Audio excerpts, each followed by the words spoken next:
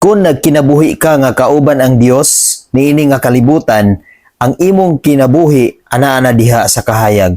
Tungod kay ang Dios kahayag gayud sa atong kinabuhi ug wala gayud gahatag ang Dios og kangitngit sa atong kinabuhi. Kung nagkinabuhi ka karon nga sama sa kangitngit, dili gayud tinuod nga ang Dios mipuyo kanimo. Dili gayud tinuod nga imong gipapuyo ang Dios sa imong kinabuhi. Tungod kay ang Dios dili gayud maghatag og kangitngit sa atong kinabuhi. Ang Dios sa kanunay naghatag gayud og kahayag kanato. Unang Juan 1 bersikulo 5. Mao kini ang mensahe nga among nadungog gikan sa iyang anak ug gisangyaw namo kaninyo nga ang Dios kahayag ug diha kaniya wala gayoy kangitngit.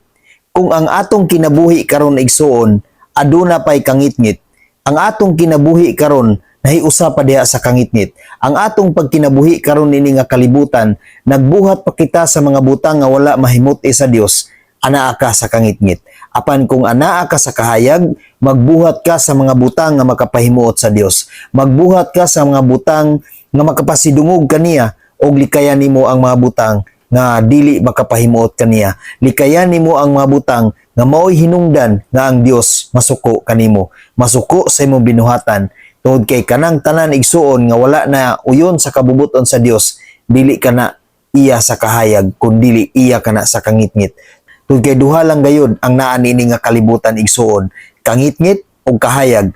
Ang kangitngit iya sa demonyo ug ang kahayag iya diha sa Dios. Maong atong ampingan ang atong kaugalingon igsuon nga kita anaa kanunay sa kahayag.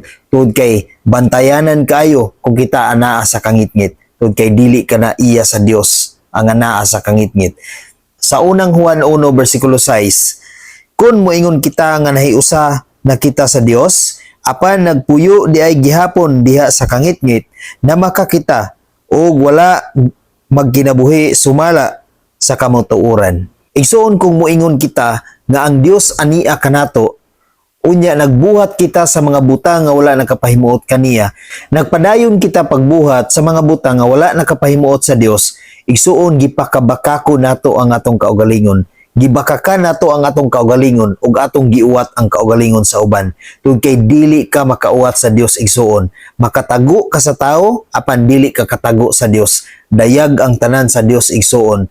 Maong kung imong gi-claim, kung ikaw niingon nga nakaila ka sa Dios, kung ikaw miingon nga midawat ka sa Dios, apan nagkinabuhi ka diha sa kangitngit, gipakabakako nimo ang imong kaugalingon igsuon. O wala nimo barugi o wala nimo tinud-a ang imong pagkinabuhi diha sa kahayag. Tungod kay ang pagkinabuhi diha sa kahayag, timaan kana nga ang Dios mipuyo sa imong kaugalingon.